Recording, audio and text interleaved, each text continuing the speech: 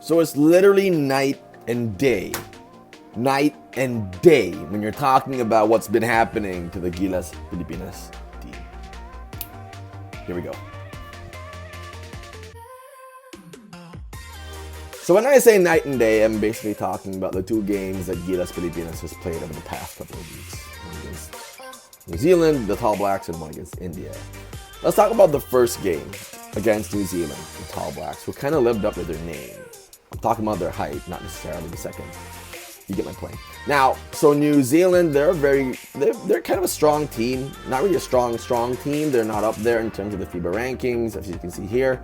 But they are a very solid team all throughout. These guys, they're big, they're physical, they play great defense, they play a great system offense. When we went up against them, the one observation that I kind of had was that, number one, we're not there defensively. And I can kind of understand that it's because of it's like a panic team that was thrown back together based on the come up that we had with Tab Baldwin.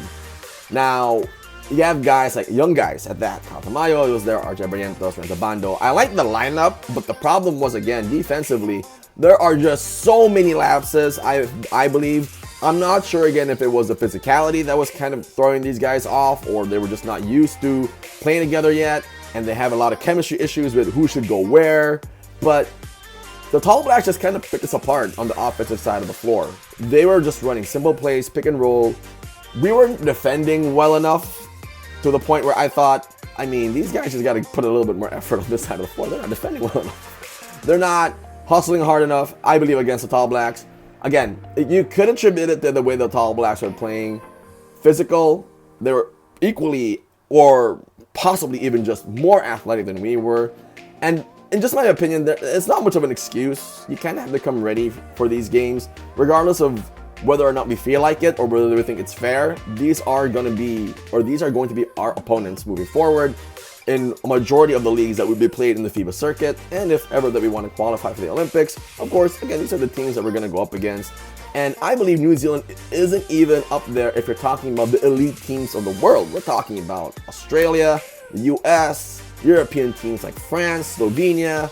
They're not there. But then again, they beat the crap out of us by 46. So we kind of have a lot to work on in terms of getting everybody on the same page offensively, because we also had a lot of turnovers in this game.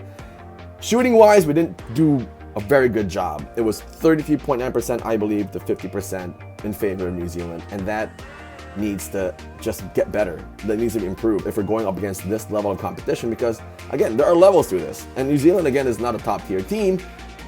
I'm kind of worried, if we go up against teams like France and these other European teams like Spain, for example. Those are very good teams. And Greece is on. Greece is running it back with Giannis Antetokounmpo. I heard he's going to be playing in the FIBA World. So it's going to be very difficult for us, if you know what I mean. Now, let's talk about the game against India, where it literally was like a flip of the script when you're talking about the Gilas performance. Now, they were better defensively. They forced a lot of turnovers. Guys like Dwight Ramos and Renzo Bando, Kiefer Ravenna in particular, they were getting their shots. They were making their shots. They were going to their spots. They were able to get there. Are we better than India? Of course, in my opinion, yes.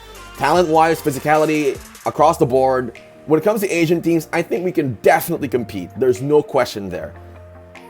But we have to be able to conquer this level already. I'm not even going to get into the India game. We beat them by a lot. I think it was just a good performance and a good bounce-back game psychologically for these guys. But again, there are levels to this. We kind of have to keep moving up. I don't know if you agree with me on this, but we've been stuck at this level for so long where we have good players, we have great players, but I think now is a good chance for us to really implement a great system on the offensive side of the ball and the defensive side of the ball. Get players to commit to that, understand that, live it, where it's natural to them already where to be at. Where's my help? We're talking about defensively, because I'm a defensive guy when you're talking about basketball.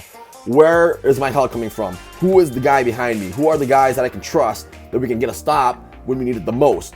Whether it's in a moment of the game where we need momentum or we're trying to cut momentum defensively. Okay, who are these guys and how are we doing it?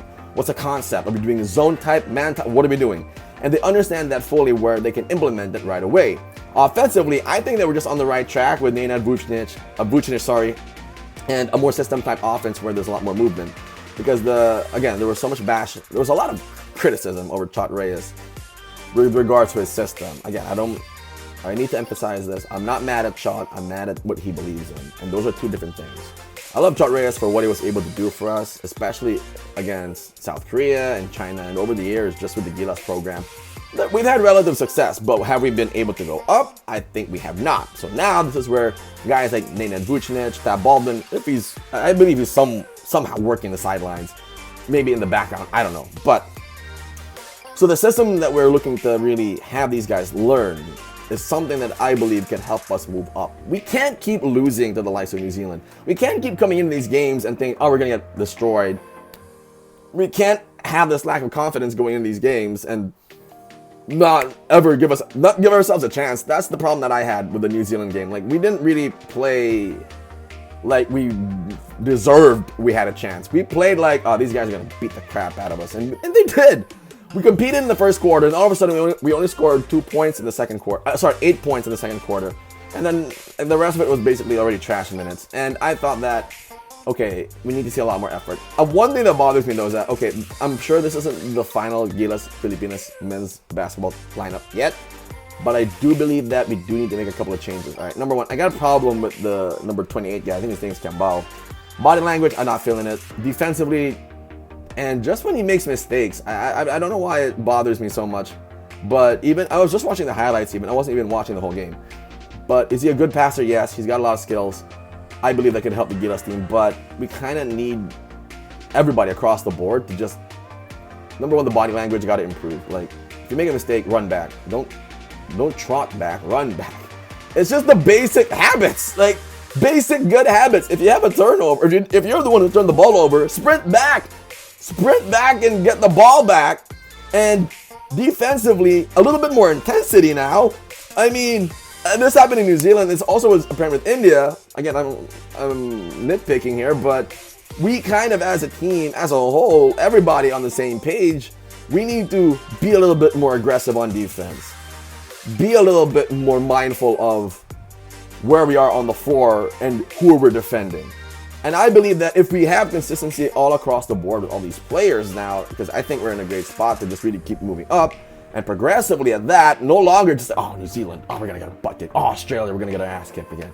Oh, France, oh, it's probably going to be like a plus 15, plus 20 situation, right?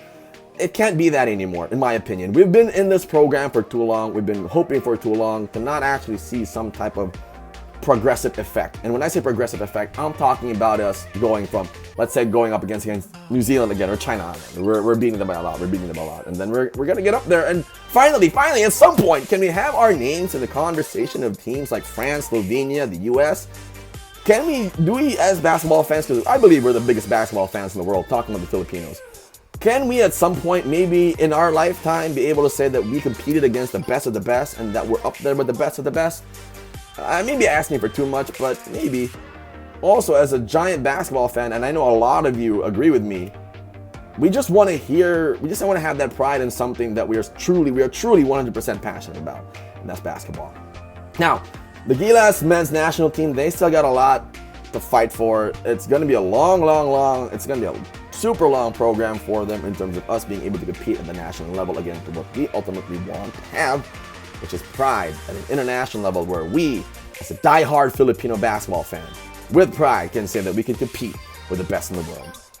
Check out all our other videos for GT Sports. We're going to talk a lot more about Gilas in the coming games. And also, we're going to talk about a couple of things. Number one, guys that went undrafted. We're kind of curious here at GT Sports. Check out the video we're going to post in a bit. Who else would have made it as a Filipino in the NBA? Or who else, homegrown-wise, could make it in the NBA, sorry. GT Sports, this is Jaff. I'll talk to you soon. Check out that video. It's going to be a pretty good one. I'd love to hear what you guys think. I'd love to hear what you guys think. I'll see you soon.